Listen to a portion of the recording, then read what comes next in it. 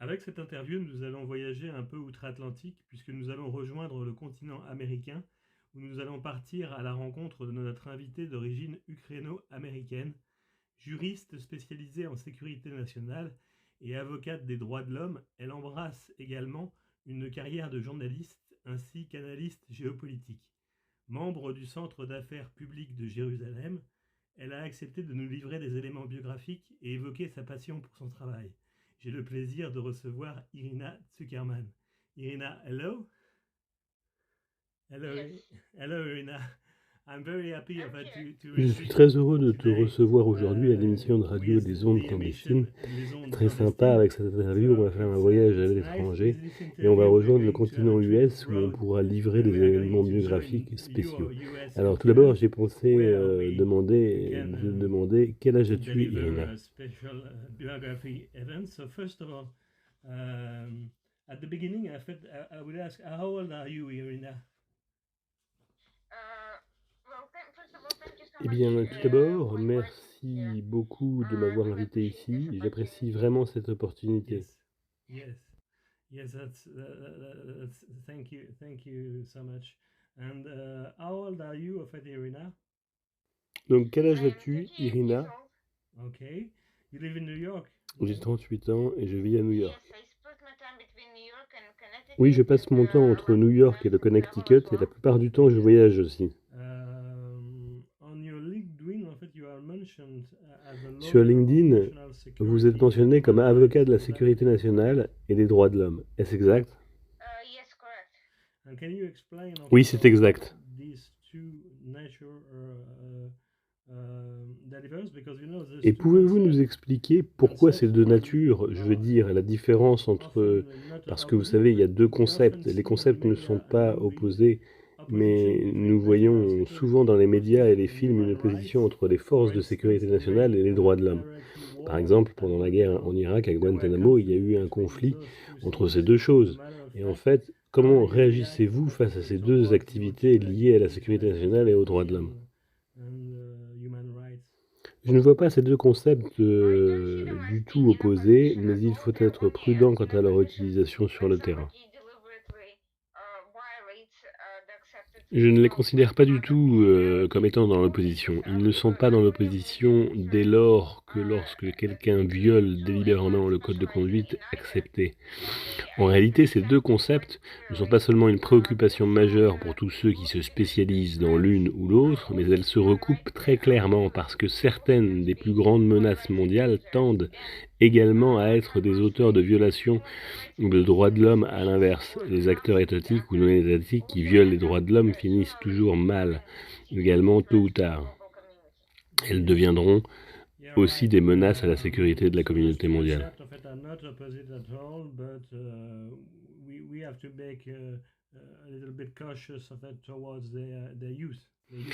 Oui, c'est vrai. Donc, en fait, ces deux concepts ne sont pas du tout opposés, tel que vous nous le dites, mais il faut être prudent quant à leur utilisation sur le terrain. À propos de vous, vous nous précisez en fait que vous êtes également journaliste et analyste géopolitique, membre de la péninsule arabe et des affaires publiques en Israël. Pouvez-vous décrire votre activité?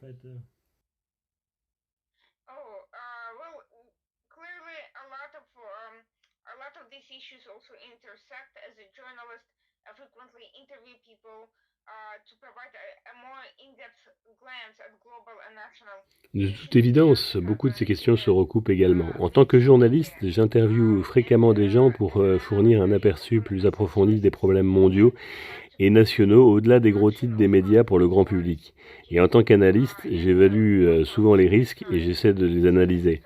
Prédire la direction des conflits ou les problèmes de sécurité et de politique étrangère. Ainsi, il y a l'Institut en fait, qui traitera principalement des questions touchant le CCG, l'Irak, le Yémen et Jérusalem.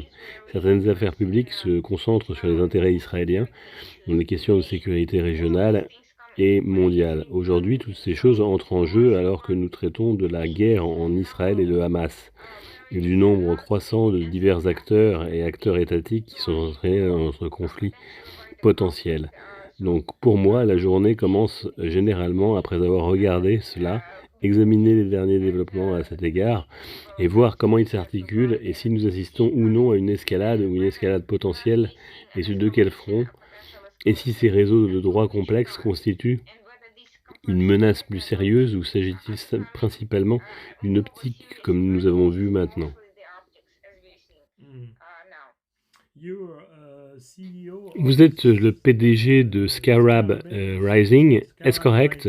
Scarab Rising est votre propre entreprise. Que faites-vous dans cette entreprise? Et pourriez-vous expliquer le nom de l'entreprise? Ce n'est pas, c'est pas drôle, mais c'est une question délicate, vous savez. Puis-je vous interroger à ce sujet sur votre activité et le nom de votre entreprise? Pourquoi est-ce que vous avez choisi cela? Merci, Irina. Can I question you about your activity and the name of your company? Why did you choose that? Oui, bien sûr. La société est dédiée au conseil stratégique. Elle fournit un service privé à des clients qui peuvent être des particuliers, des entreprises ou des entités gouvernementales. Ces services incluent des éléments tels que l'analyse des risques géopolitiques, la collecte et l'analyse de renseignements privés. Les services liés à l'information et à la guerre, à la défense contre les attaques de nos rivaux, de vos rivaux ou de vos adversaires, ainsi que les attaques offensives et la prévention des campagnes complexes de guerre de l'information contre vos intérêts. Et bien sûr, des stratégies de sécurité qui fourniront des stratégies de sécurité géopolitique aux clients décrivent essentiellement ce qu'ils doivent poursuivre afin de répondre aux risques et menaces connus et de gérer un paysage géopolitique complexe. And of course, security strategies. We provide geopolitical security strategies to clients, basically reports, laying out steps that they should pursue in order to avoid, to respond to known risks and threats, and to operate in complex geopolitical What kind of landscape. client do you have in your Quel company? type de client avez-vous dans votre entreprise? Est-ce que cela vient d'une entreprise de défense ou pas du tout? Ou divers clients ou certaines personnes intéressées par la stratégie ou peut-être par le renseignement ou journalisme car vous pouvez fournir un service différent? Strategy or maybe intelligence or journalism, you can provide of a different services.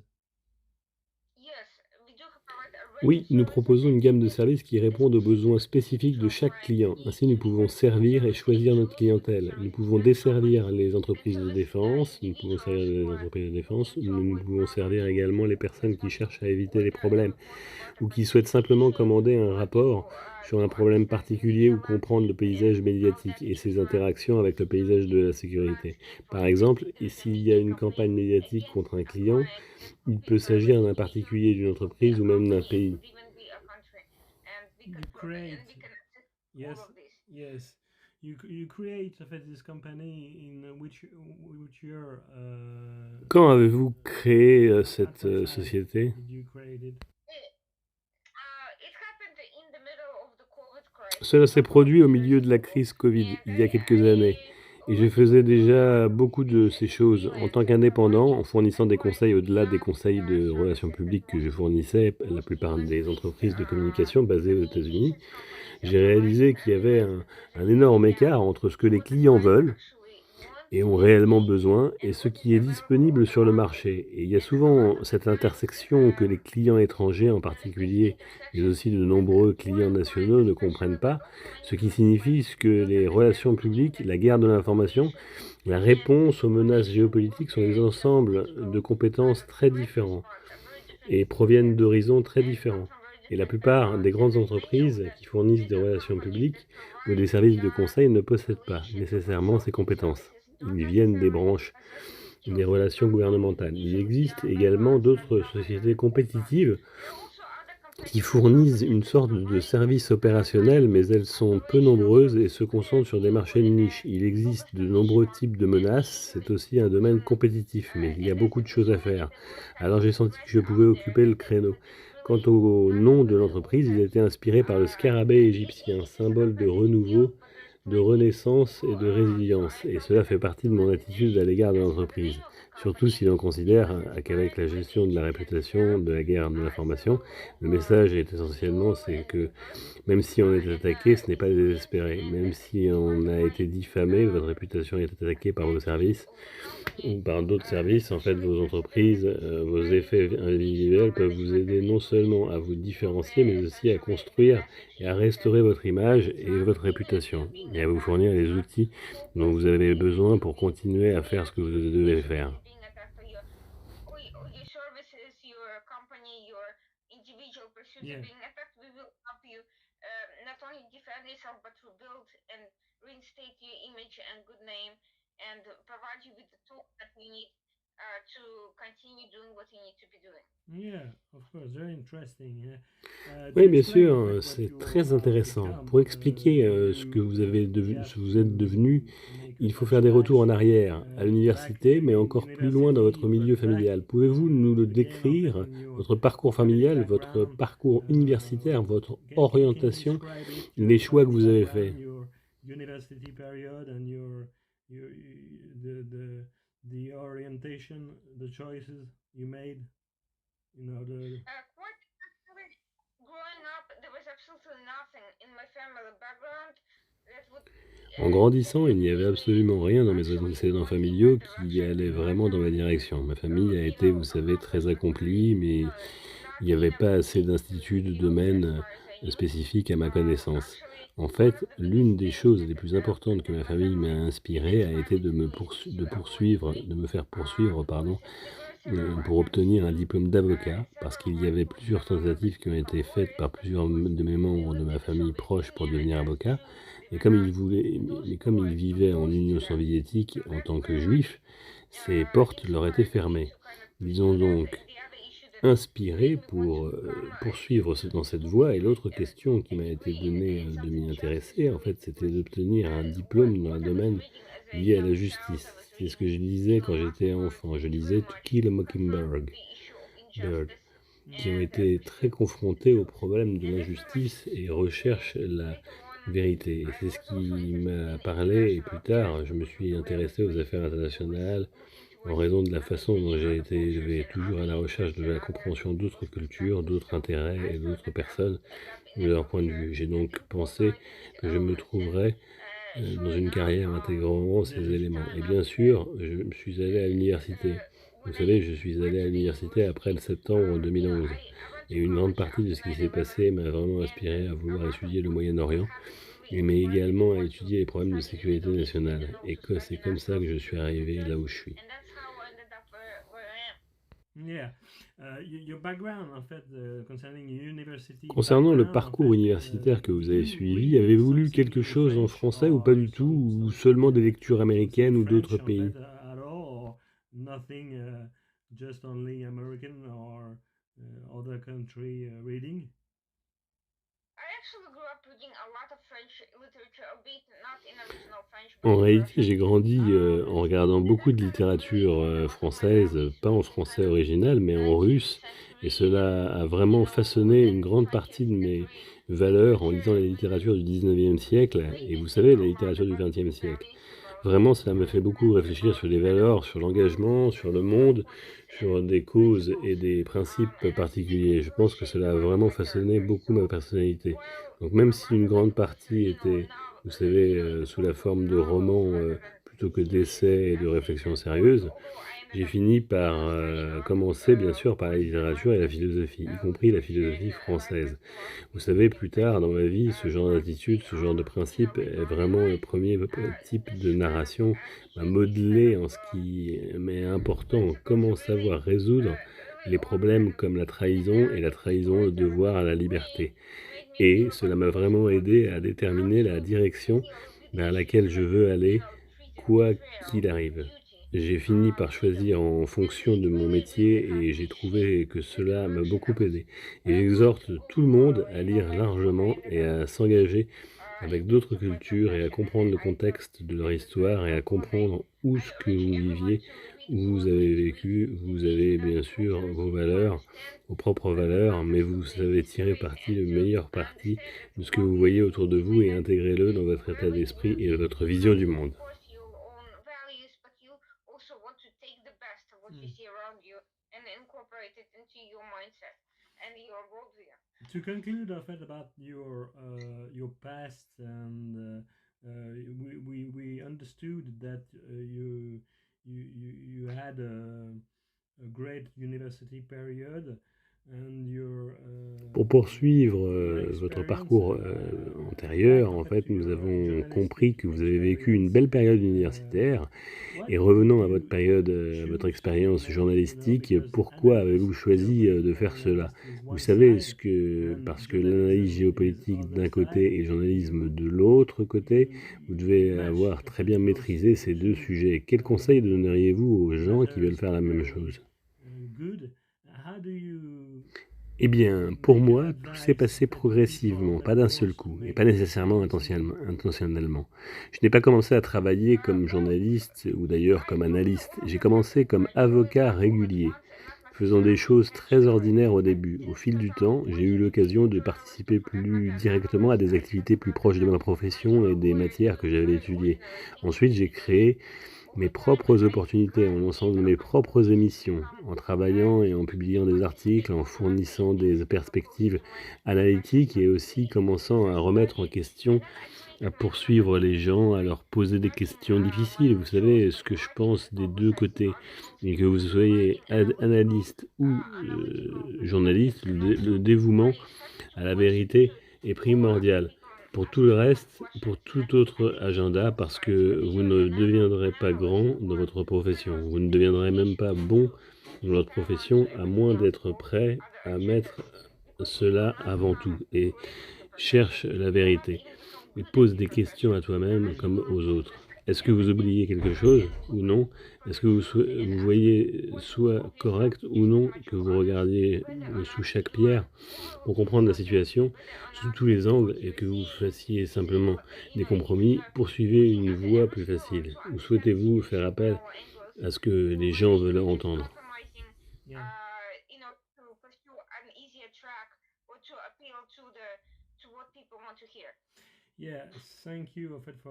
Oui, merci pour votre réponse concernant le journalisme. Nous en avons terminé maintenant avec la première partie de notre entretien. Et bien sûr, nous passons à la deuxième partie de cet entretien concernant les questions générales. Alors, la première question que je devais vous poser est la suivante. Que pensez-vous des récents événements terroristes? Avez-vous entendu parler de la situation en France, en Europe, Bruxelles, l'Irak, Israël? Que pouvez-vous nous en dire, en fait, très brièvement?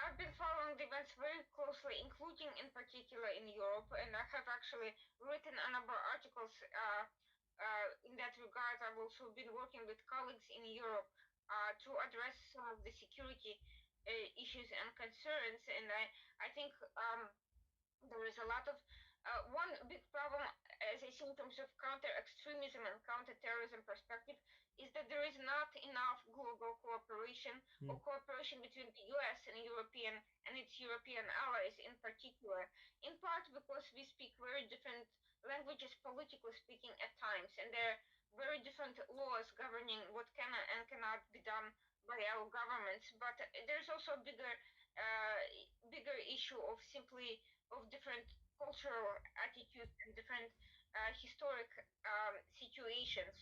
And what I am seeing is that these divisions that should have been bringing us together beyond just very strict cooperation on specific law enforcement operations, as a political matter, it's actually being exploited and driven apart by extremist organizations and state actors, which are exploiting these different political attitudes, lack of political will in some cases. So there's a tension between security services and political entities um, that are driving good cooperation apart and making it very difficult to pursue a common strategy. And the common strategy, we're seeing that there is a lot of that extremist narratives are taking over the space, and these narratives don't start on the internet with conspiracy theories. They start at home. They start at home with families who either who are deliberately teaching their children particular types of values and outlooks, or they start with families who are not aware of what their children are observing in schools, in religious institutions, and elsewhere. Mm. But regardless, this preemption has not been much of a factor, and this cultural attitude has also not been much of a factor, because Mm. this cultural context is just as important as what people gain from online, or when, as they are adults, when they answer recruitment calls from extremists. By that point, it's already too late. Yeah. J'ai suivi de très près les événements, notamment en Europe, et j'ai d'ailleurs écrit de nombreux articles à ce sujet. J'ai également travaillé avec des collègues en Europe pour répondre à certains problèmes de préoccupation en matière de sécurité, et je pense que ce gros problème en tant que symptôme de la perspective de lutte contre l'extrémisme et le terrorisme est qu'il n'y a pas assez de coopération entre Google et les États-Unis ainsi que leurs pays européens alliés, en partie parce que nous parlons des langues différentes, parce que parfois, politiquement parlant, il existe des lois très différentes régissant ce qui peut être et ce qui ne peut être fait par nos gouvernements. Mais il y a aussi en fait un problème de plus en plus important, simplement d'attitudes culturelles différentes et de différences historiques. Et je constate, c'est ce que ces divisions auraient dû rassembler. Au-delà d'une simple coopération très stricte et d'opérations spécifiques d'application de la loi sur le plan politique, sont en fait exploitées et divisées par des organisations extrémistes et des acteurs étatiques qui exposent ces différences politiques, attitudes, manque de volonté politique dans certains cas.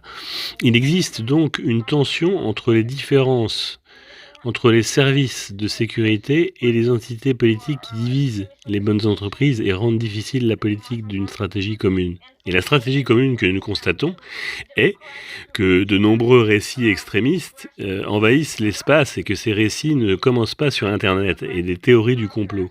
Ils commencent à la maison, avec des familles qui sont délibérément enseignent à leurs enfants et des types particuliers de valeurs et de perspectives, soit avec des familles qui ne sont pas disponibles pour se renseigner. Qu'est-ce que leurs enfants soient scolarisés dans des écoles, dans des institutions religieuses et ailleurs. Mais quelle que soit cette préemption, n'a été un grand facteur et cette attitude culturelle n'a pas été plus très importante parce que la culture de ce contexte culturel est aussi important et que ce que les gens gagnent en ligne ou quand ils sont adultes, vous savez, quand ils répondent au concours de recrutement, et à ce moment-là, il est déjà trop tard. Et c'est devenu très à la mode de parler, vous savez, de la manière dont nous devrions guider la parole, ou de la manière dont nous devrions réguler la parole mais avant la parole viennent les pensées. La parole n'est qu'une expression de pensée, d'attitude sociale. La question est donc, comment pouvons-nous, vous savez, empêcher ces attitudes, comment perturber ces mauvaises idées, c'est l'essentiel. Comment pouvons-nous les perturber avant qu'ils ne transforment en action et que l'action soit un discours de haine ou d'une action de haine? Que faisons-nous par là? Il y a une seule bonne réponse.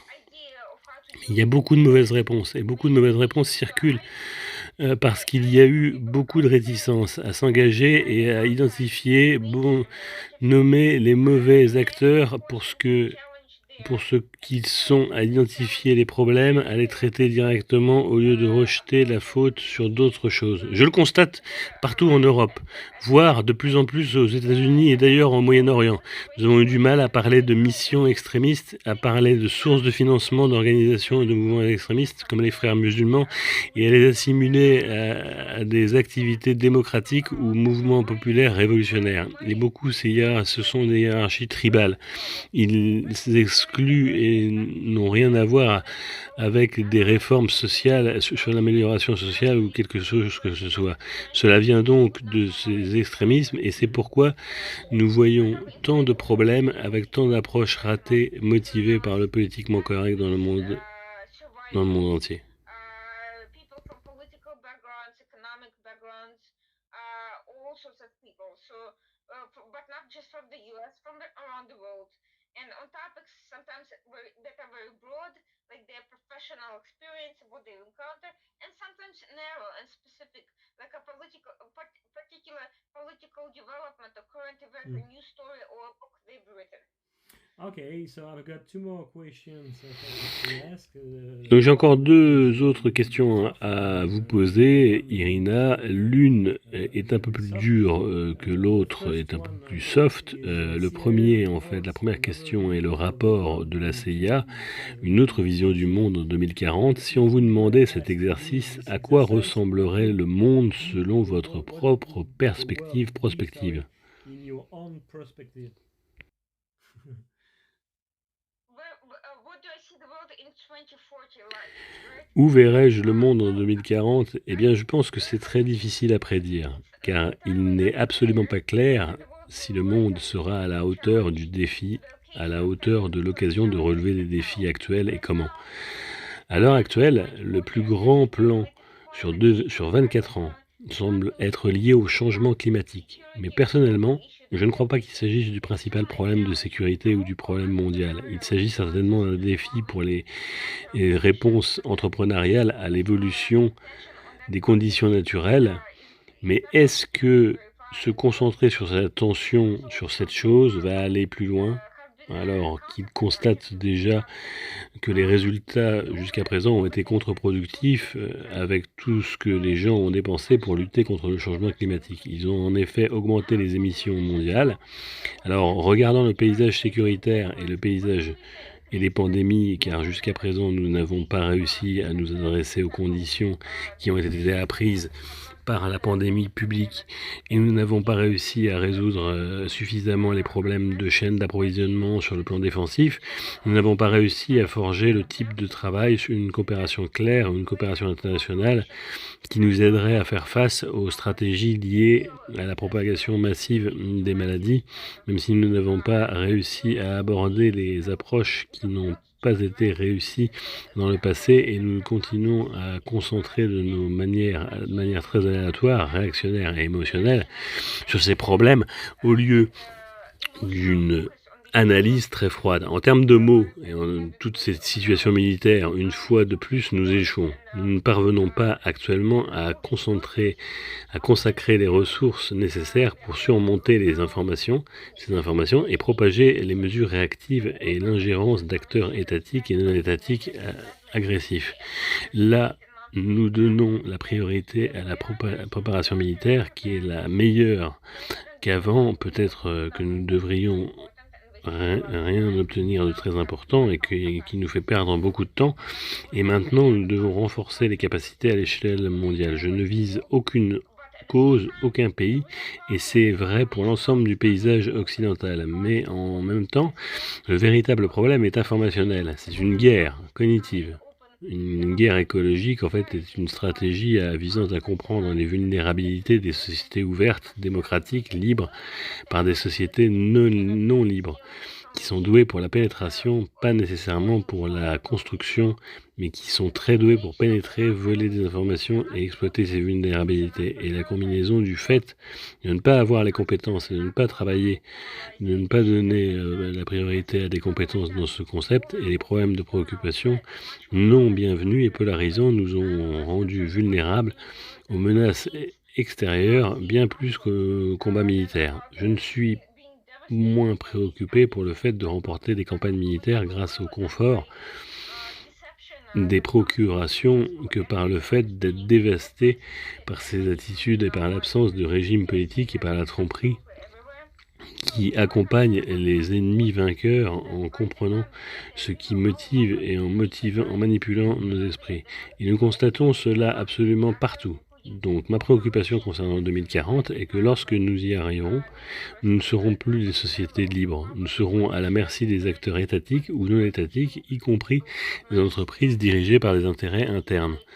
Pas nécessairement par l'intérêt du public ou des actionnaires, mais par eux mais par ceux des quelques personnes qui ont réussi à accumuler le pouvoir. Nous ne pourrons pas repousser ces contraintes sur nos libertés qui proviennent de ces intérêts, de nos divers intérêts, des intérêts des entreprises et de la pénurie et des menaces sociales auxquelles nous sommes confrontés et que nous ferons manquer de compétences pour pouvoir développer une stratégie, développer, même comprendre quand nous serons menacés et que nous sommes également préoccupés par le niveau de corruption. Et pas seulement la corruption politique, mais aussi la corruption sociale, la corruption morale, la corruption des attitudes sociales et ce genre de la création de faux arguments, de faux récits, de faux dilemmes moraux et une sorte d'incapacité à identifier ce qui est important dans la vie et ce pourquoi il vaut la peine de mourir.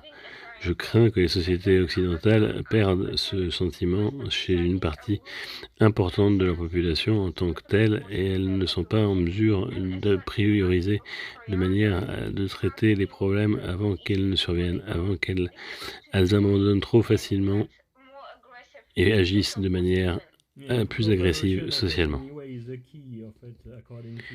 La coopération est de toute façon la clé pour résoudre les problèmes. Cela peut être un bon moyen. La dernière question de notre entretien est la plus douce que les rapports de la CIA. Comme aujourd'hui, c'est le jour d'Halloween, je vais vous demander tromper, trick ou traiter, treat. Et vous savez, à côté de ce genre de problème, vous savez que nous pouvons relaxer parce que nous pouvons nous détendre en fait parce que Halloween est une coutume traditionnelle que les gens célèbrent le passage de l'ancienne saison à la nouvelle saison et c'est sympa je pense. Que pensez-vous de la tradition, de ces traditions? Traditional is a custom and people of it celebrate old season towards a new season and it's nice I think. And what do you think about tradition, Yamina?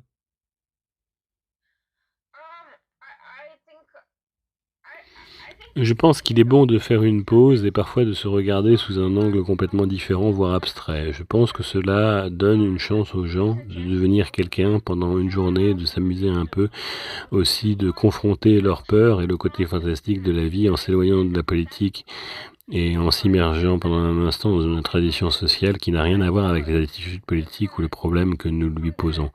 Cela aide à combler les fossés, créer cet élément culturel qui n'est lié à aucun problème particulier et cela aide simplement les gens à s'amuser, à se détendre, à se souvenir en fait à la fin de la journée.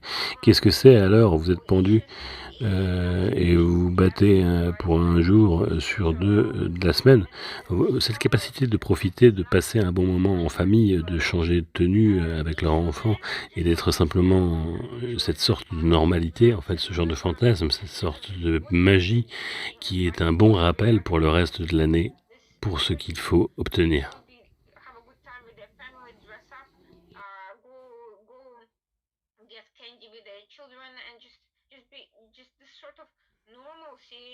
That sort of fantasy, that sort of kind of a little bit of magic that is a good reminder for the rest of the year what it is that you have to achieve. C'est l'heure des derniers mots de cette émission. Vous avez les derniers mots.